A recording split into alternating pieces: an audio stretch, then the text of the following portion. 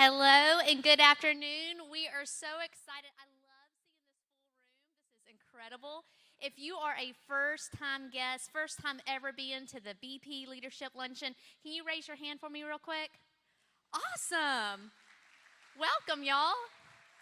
I know the folks in here hear this, but I love making this just a point every month to be here, be able to hear the leadership lesson, grow as a leader, and just have a great lunch too. So we had Animal Farm today. Y'all enjoying that?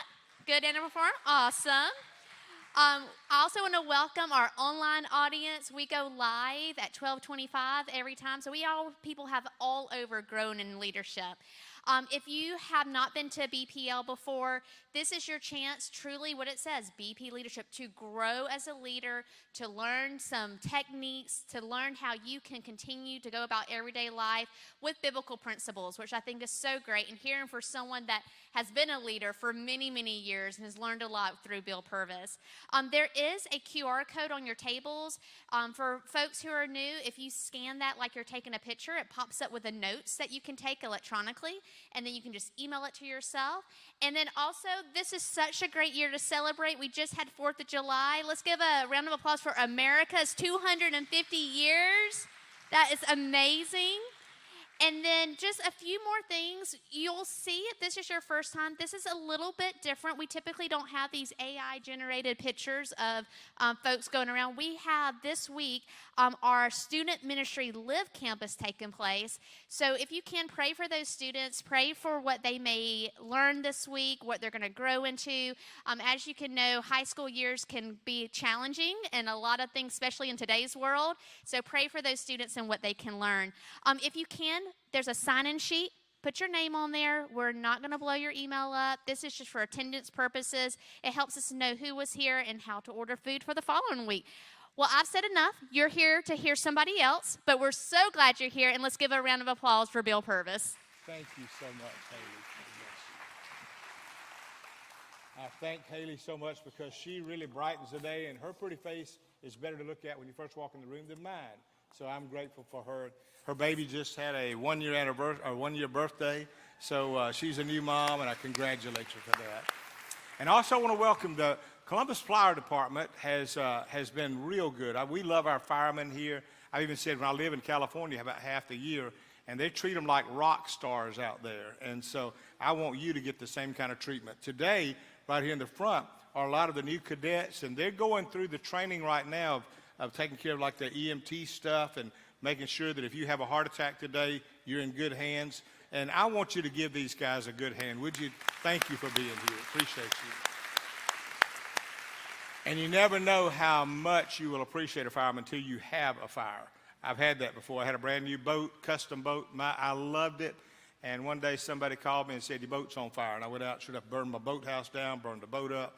But there were firemen out there working diligently to take care of it. And from that day on, I blow out every candle I see in any room, and I make sure nobody does that stuff, but I thank you for what you do and how you put your lives on the line for us. For the rest of you as well, I'm so glad you're here. As you know, what we've been doing now is we're going through the Bible's Hall of Fame. And when we talk about a Hall of Fame, you know pretty much what a Hall of Fame is. A Hall of Fame is a place where high achievers or people that were standouts get recognized. And usually their name will live on forever because of that. And we're aware of that. There's certain Hall of Fame places where if you're into a particular sport or into music or arts or whatever, you can go to those places and learn about them. I know the ones we're probably most familiar with is like baseball over in Cooperstown, New York is the Baseball Hall of Fame. And Canton, Ohio has the Football Hall of Fame. Pinehurst, North Carolina holds the Golf Hall of Fame. Because we've been watching the World Soccer events and all that, did you know that one of the Soccer Hall of Fame for America is in Frisco, Texas? So if you ever go through there and you started picking up that sport, you can like it. I'll tell you what I just visited last week was the Tennis Hall of Fame. And it was up in Newport, Rhode Island. And beautiful place. You got to see all the exhibits there, you know, from people that you remembered growing up. Billie Jean King, Chris Evert, the Williams girls. John McEnroe, and just a ton of those folks that you walked through and saw it, and it was really, it was part of the best of our trip. Debbie and I just celebrated 46 years together. So we went there for our anniversary. Yeah, I said what's funny is we're driving down the road 30 minutes after we got married, and Debbie looks at her watch and says, "Can you believe we've been married 30 minutes?" And I said, and they said it wouldn't last. And so I'm glad it's lasted this long as well. Now, when we talk about Hall of Fames, though, the Bible's Hall of Fame is Hebrews chapter 11. I'm intrigued with it because it lists the names of 16 people. Out of all the names in the Bible of historic figures, 3,500 of them, there's 16 of them that seem to top the list. 16 of them that we're told that these are the ones that stand out for generations, yet none of them did the same things, and all of them were different in their personality, but every one of them reached the apex of their life potential. And the Bible says this, they did it with one thing. They use this word in the beginning of every one of them. It'll say, by faith, Abraham this. By faith, Sarah this. By faith, Moses this. And it suddenly shows me the importance of faith. And I'm talking about faith, one, obviously, in God. That's the root of it. And then the faith also in believing. I've had the privilege of being around some of the greatest leaders in my lifetime that I never knew that I'd get to know. And you know this, if I'm going to be with somebody, I'll write a list of questions because I'm going to get as much goods as I can during that limited time. And one of the things that I've noticed that almost every one of them have are two things. They all have a focus. The greatest leaders are the most focused people in the world. They can narrow everything else out or block it out and narrow down on one thing. Their focus makes the difference. And the other is a faith, a believing. It's the believing that it can be achieved. I've asked people before that have reached certain levels, did you ever think you'd see this? And they'll say, yeah, I saw it long before anybody did. I always saw it. I visualized it. I believed it. I knew it. I worked toward it. And so when I read that in the Bible's Hall of Fames about those were all led by faith, it is for me an inspiration to learn to keep feeding that and growing in that area. And my hope is that as you and I go through some of these characters each month, that we'll pick up at least one thing that helps us. Here's what I've learned. I read a lot of books. I learned years ago, all books are not going to help you, but if I can find one truth, one principle, one statement, or one idea or answer, it's worth the price of the book. And so that sometimes I'll take a whole book, read the whole thing, and I say, I like this one thing over here. And I'll cut it out and file it. And so my hope is you'll get one thing that you'll say, that's what I needed to hear. And so today I'm going to talk about the character Isaac. We've talked about Abraham and Sarah and all the rest, but today we come to Isaac. And the title of this is this, Leading Like Isaac, Building a Legacy You May Never See. As you're working now, but you might not see the end result of all you've done until years later, or you may never see it. It may come about somewhere after you're gone, but other people still are benefited and blessed by what you did. And so when you look at Isaac's, I'll give you a quick history of him. Abraham and Sarah had two boys. Now, one of them they had was not God's will. It was Ishmael. It was the first child. God told Abraham, I'm going to give you children that'll be as numerous as the sand of the sea and the stars of the sky. That is, you don't have a child, but when I bless you, you're going to have children like you never knew. You're going to have nations. And Abraham waited and waited and waited, but now he was nearly 100 years old, Sarah in her 90s. That was past, the conception stage. They didn't have Viagra in those days, all of that stuff. So they were past the stage where childbearing would be even a thought. And yet God had promised that. Well, one day Abraham and Sarah got anxious, and they went out and they did the worst thing they could have ever done. They went out and they got his handmaiden and said, I want you to conceive a child for my husband. And so Hagar became the mother of the first son, and Abraham was the father. They had that boy named Ishmael. Ishmael is the father of the Arab nations. All of the Arabs came from Ishmael. All of those countries that you see, they came out of Ishmael. Then later, God brought along the promise. He fulfilled it. Now, the lesson you learn out of that is don't run ahead of God. But the second is, when he brought the second son, whose name was Isaac, that we'll look at today, Isaac became what's called the promised child. God wanted to raise up a Jewish nation so that he could send his Messiah through. And so he gave Isaac, and Isaac is the father of the Jews. The Jews and the Arabs have been fighting all these years. The wars going on today and will continue to go on are wars that are because of two boys and their heritage and their lineage, and that's where they came from. It's a sibling rivalry. In fact, you can't tell an Arab from a Jew if you just walk up on the street hardly and look at them. I asked one man one time over in Israel, I said, how do you know the difference between the Arabs and the Jews? He said, you don't until they open their mouth. He said, when they open their mouth, then you know by their dialect where they came from. And I said, oh, that's interesting. He said, no, we do that with you. He said, I could tell the minute you got off that bus, I knew you either from Texas or Georgia. Your accent gave you away. He said, I can tell a New Yorker. I can tell a Jersey. I can tell it by that. So that's how you know when they open their mouth. Now, the Arabs and the Jews were coming through Abraham and Sarah's lineage, and Isaac is the one who will be the founder of the Jews there. He'll be the one that carries that on. So God's going to protect Isaac. Now, Isaac grew up to be a prosperous young boy, very wise. He had flocks, he had servants, he had wealth. He was one of the most influential men of his day. He married a lady at the age of 40. He waited until he was 40 years of age. Then he found the lady whose name was Rebekah. She was beautiful. He married her, brought her home, but then Rebekah couldn't have a child.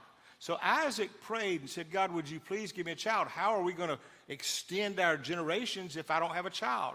And God sent him 2 children. He had twins at birth. And those 2 twins that he had at birth were Esau and Jacob. If you know anything about them, you know that those 2 boys were different as daylight and dark.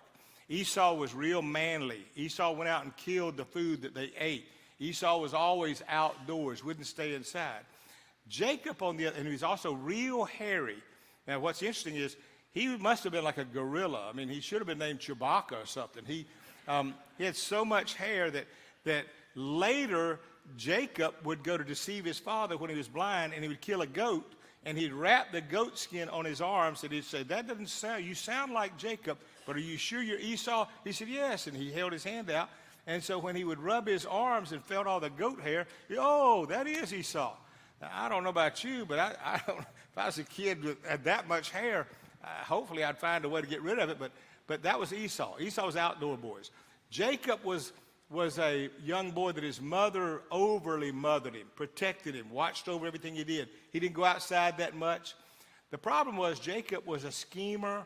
He was a conniver. He was a con man. He knew how to manipulate. And so they were not the same in many ways. Yet God had promised he was going to bless Jacob. And so the interesting thing I'll show you as we come to it. So when the boys are born, God's got a promise. And his promise is the younger, as soon as they have the twins, he said the younger will serve the older will serve the younger. Now that's not the way it's supposed to be. In those times, the culture was if you were the oldest child, you had the authority, and it went down a lineage. And yet, now God's saying, I'm going to do something different with the entire process that you're used to. I'm going to let the older ones serve the younger. Younger ones now going to be the boss of the family.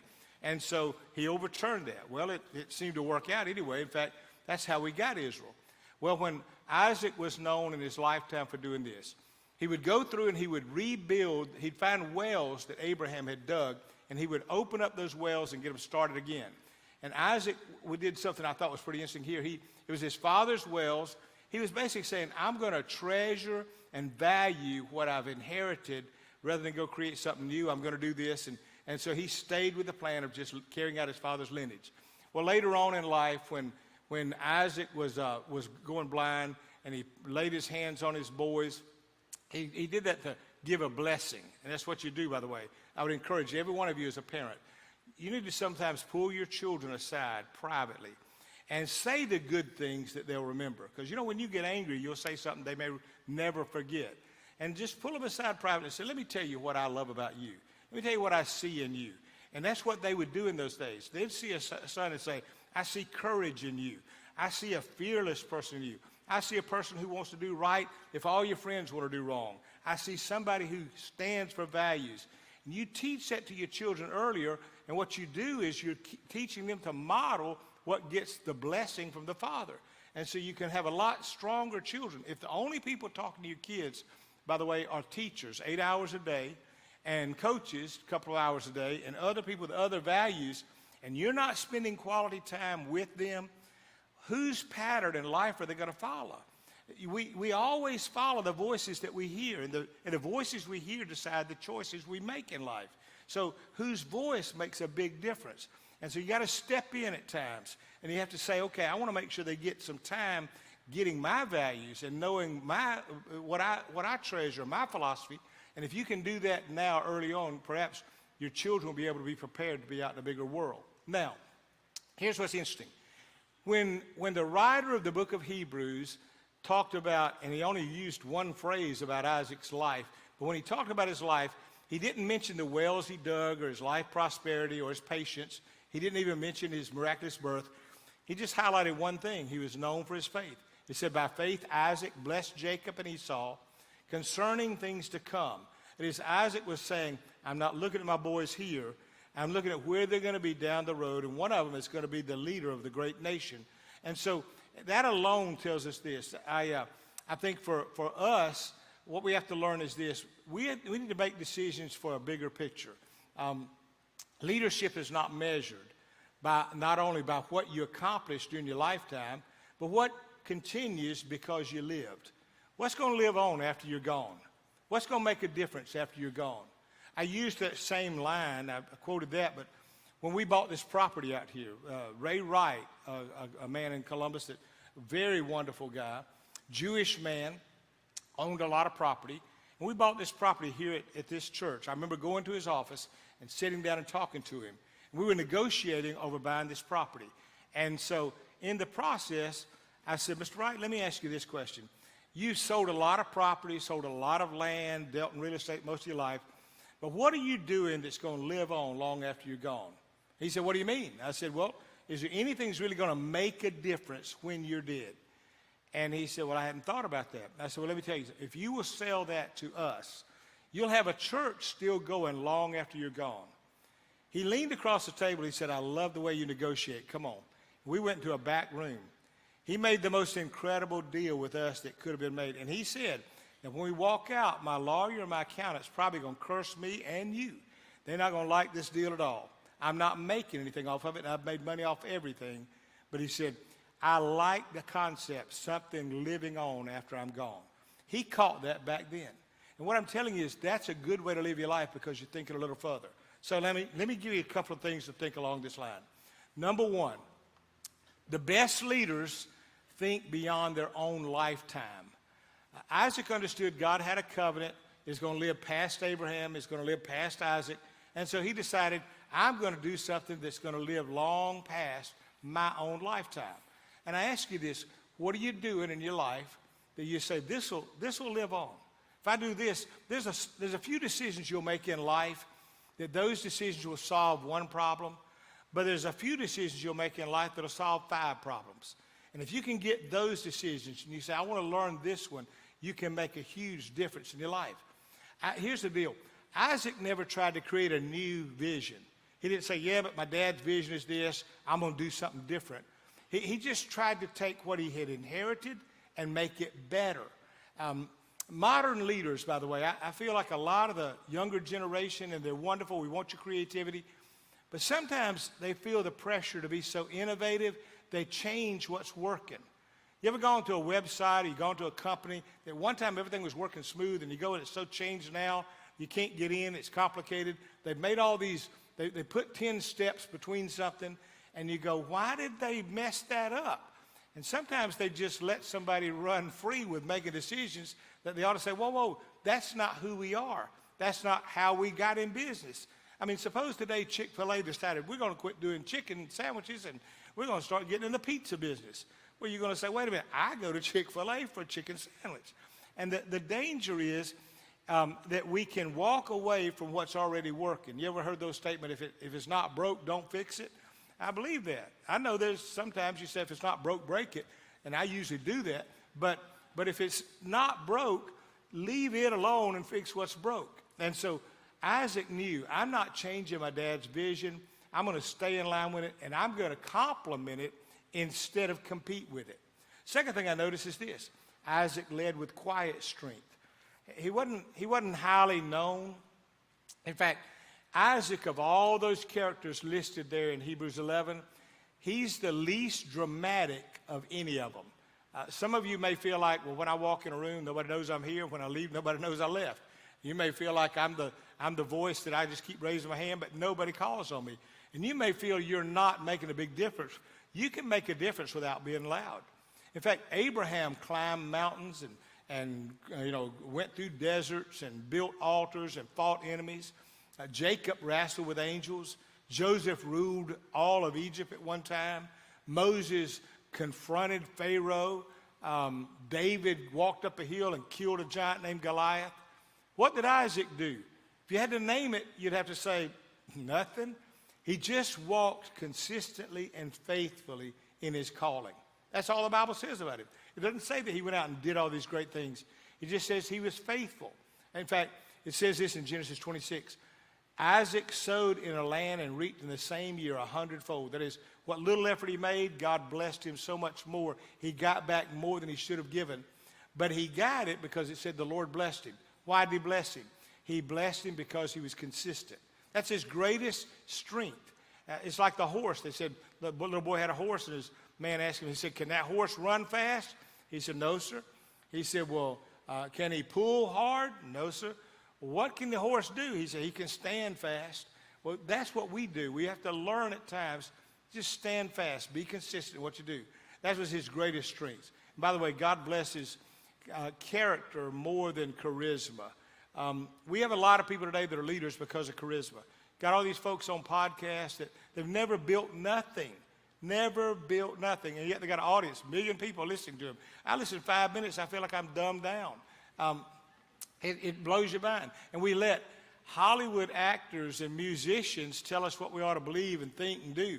And you think, reality talk show people, we look at that sometimes and we let them have more influence. I'd rather look at somebody that did something.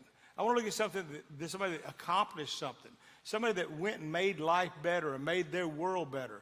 And so be careful about listening to every voice out there. In fact, here's what Isaac did when I talk about him standing fast. The Philistines were notorious for this. Every time Isaac would go and take an old well that his father had built, Isaac would build it and get it ready, and the Philistines would come in and they would take over it. They'd sabotage it. And Isaac wouldn't fight with them. They would call him names. They would insult him. He never fought back. He would go on and build another one, and he'd go on and build another one. And he never got engaged in it. And it taught me this when I think about that. I think he knew what mature leaders know. Not every battle deserves your energy. If you battle every little thing, if every little thing is big to you, if you got to blow up all the time, if everything's a conflict, what's going to happen is you're going to get exhausted. And so I encourage you to do something. Sometimes your greatest victory in life comes from refusing unnecessary drama and conflict. My wife and I, she'll hear me say it often. I'll say, "Look, it's not my clown, it's not my circus," okay? And then she'll, "Well, so-and-so did so-and-so. Did you hear?" "Well, yeah, but it's not my clown, not my circus," okay? Heard a guy the other day use the term. He said, "Not my pig, not my farm." Well, what he's saying is you don't need to get involved in every little thing. People are going to bring you things sometimes. You spend your energy doing all that, you're going to lose energy that you could be using in something productive. I've got a great leadership lesson called Who's Got the Monkey? Every time I speak it, I always hate to speak it because every time I speak it, somebody gets fired. And so I say, okay, but managers love it. They say, "I love that lesson you did on Who's Got the Monkey?" And I say, "How many people did you let go?" "I let go of 3 of them. And so, but it's the issue of other people bringing you things. So I'm not going to share that today because we all want to keep our job. Now, here's what I do know this. My wife has a book. She just read a book. It's a best-selling book called Let Them. And it's talking about not taking on responsibility for things that are not yours. Just let them. We used to learn when our kids were coming up, when they got to be adults. And so what do we do about, and we'd just learn the best answer because we'd give them an answer and they wouldn't do it. You ever had somebody ask you for advice and they still don't take it? And so it just wasted your time. So we started saying, "You'll figure it out." And they would say, well, no, help me. "No, you'll figure it out." And most of the things you figure out, you can abide by. But if somebody's giving you all the information in life, generally it doesn't mean as much. And so learn this. You don't have to try to win every argument. You don't have to try to give advice. You don't have to try to fix everybody. The key is stay in your course like Isaac. The third thing I notice about him is this. The best leaders know their best responsibility, or their greatest, is passing on the blessing. They understand that this is something bigger than me, and I want to pass it on. And when Isaac sat down, he wasn't giving a father's farewell to his kids when he blessed them. All Isaac was doing was saying this: I want to lay hands on you, and I want to bless you. But he didn't even know exactly which ones were which. But he began to do that, and he prayed. And as he did, God thwarted his plan. He wanted to bless Ishmael.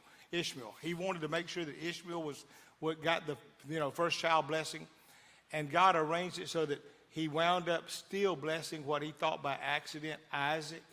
And it was a good thing, because it was like God saying, I'm going to do what I want to do, and what you thought was a mistake or what you thought wasn't even your will, I'm still going to take care of. And so here's some applications I'll give you. Steward your vision before you expand it. That is, whatever your mission is, stay on your course, be the best. If you're a fireman, be the very best fireman you can be in the world. If you're a doctor, be the best doctor. If you're an athlete, don't go out there and just fit in. Give everything you've got. I've always said if I worked at McDonald's, I'd make you the best hamburger you ever had your lips on. I promise you. And if you said, that's the best I ever had, I'd say, it may have been, but you come back tomorrow, it'll be better than that. You know what the whole goal of leadership is? It's real simple. To get better. How do I get better? Just get better at what you do, and better at what you do. If you do it incrementally, little by little, you'll look around one day. I have a friend who is a world champion UFC fighter. In his house, he's got like 5 different belts from 5 organizations where he was the champion. His whole goal is every day just a little bit better, every day. And I enjoy his friendship because I walk away thinking, with the mindset, I want to get better. And I asked him one time, I said, did you ever, was that all the goals you had? He said, no, my goal was to just get better and better. And then one day they put a belt around me. And then one day they put me on all these places. And he said, but I just set my life, just get a little better. That's what leadership is. How do you become better today? And by the way, I would say to you along this line too, how do you make other people better? If you get up today and you say, I got somebody working for me or under me or a child in my home, what can I do today to make them better? They don't have to be bigger, but what can I do today that would make them better? And if you'll pour your life into that, it'll change things, I promise you. Number 2, I'd say this. Dig more wells than graves in your lifetime.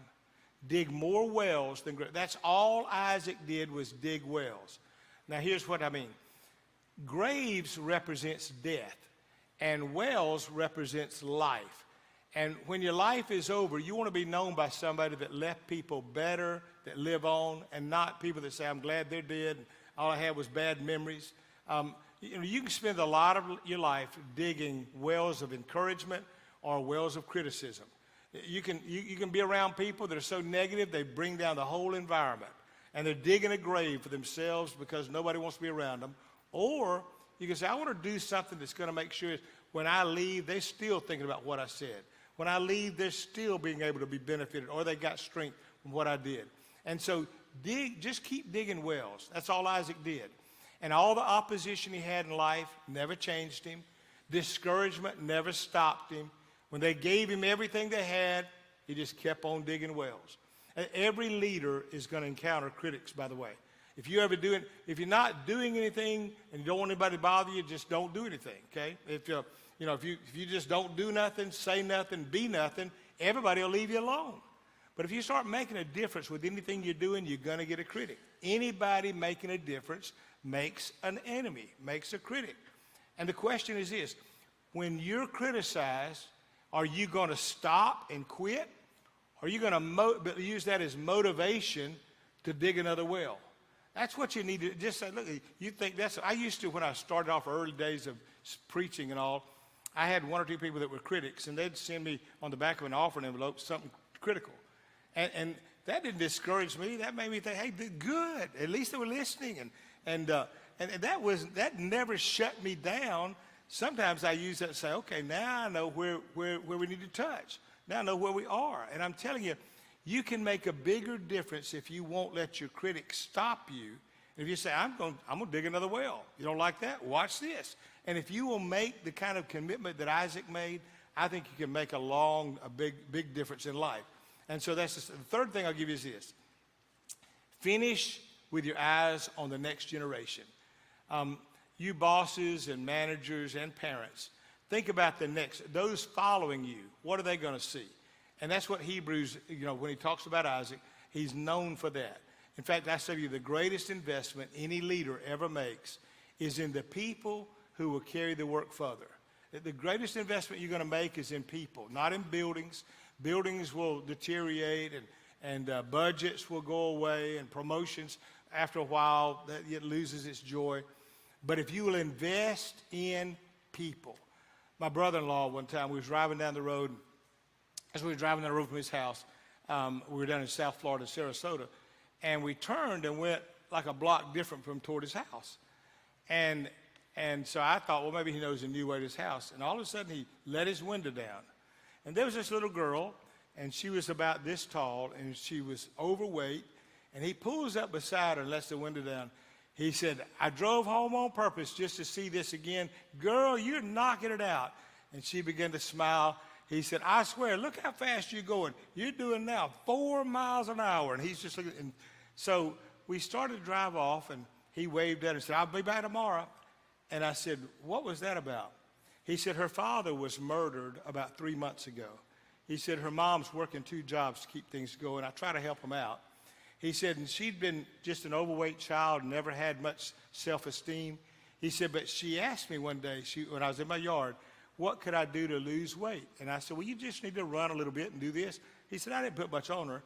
He said, she's been doing that every week. He said, so every day I get off work at a certain time just to ride by to see her run, just to encourage her. He said, Bill, you know something? I think the days she don't feel like running, but she knows I'm going to come by. So she gets out there and does that. Now, what he was doing was saying, I'm making up a difference in somebody's life. It won't be in the news. It won't be on a billboard. Nobody else will know it. The other neighbors won't see. But I will know I made a difference in one person's life, and that one person will always look back and treasure that I did. And so I say to you, here's some quick takeaways. Your best leadership achievement in life may be who and what survives you, not what surrounds you. It may be the people around you. It may be what you've done around you that turns out to be greatest. The second thing I'll tell you is consistency accomplishes more than charisma will. It's good to have good personality, and it's good to know how to network, but consistency, doing the right thing the right way every day is going to pay off more in the long run. And then the third is leadership succeeds when it transfers faith or vision or values to another generation. So it started at home. And so I say to you, to leave a legacy that you may never fully see, that's your goal. Make that the goal that I'm going to do the best I can with what I have where I am, so that when somebody comes by my path, they'll know I made them better. Now today, you're going to run into people somewhere that maybe they're going through something difficult in their life, or maybe they haven't had an encouraging word, or something for them is not working out. And your little bit of encouragement may be what they remember for the rest of their life. Take the time now, today, to say, before this day's over, I'm going to text somebody and tell them I love them, or I appreciate them, or thank you, or I'm going to go out of my way to say to somebody, I appreciate this. I always did this. I said, not just when I got a raise, every job I worked at coming up in life, whether it's heating and air conditioning, plumbing, or whether it was sanding floors, every job, I made it an intentional choice back then to go to my boss maybe once a quarter and just say, hey, I just want to thank you for my job. Now, I wouldn't have had the car. I wouldn't have the stuff I have. I want to thank you. A lot of people come in here looking for a job. I want to thank you. And to this day, I can look back and say, I know now what it must have meant to him, because what he always heard was the gripe and the complaint. Find a way to be grateful. Find a way to leave a legacy. Find a way to do something that you don't have to see the results of it in your lifetime. But if you do it right, I promise you it can be seen. Thank you for listening today. I'll pass it back to you, Haley. Wow. I wrote down so many different things. I love coming to this and just hearing some takeaways, and hopefully you have something that you can go back and remember today on. When you came in, you received a little red ticket, and so if you had the chance, pull that out. I found one on the floor that's sitting at my table. If you need that one, but hopefully you got yours. So I'm about to call a number, and this person is about to win a $50 Visa gift card, and I have it with me. And that number is 954-6334. 954-6334. I heard a lot of amens, but I don't hear a cheer. All right, I'm going to say it one more time, and I'm going to the next one. 954-6334. Nobody?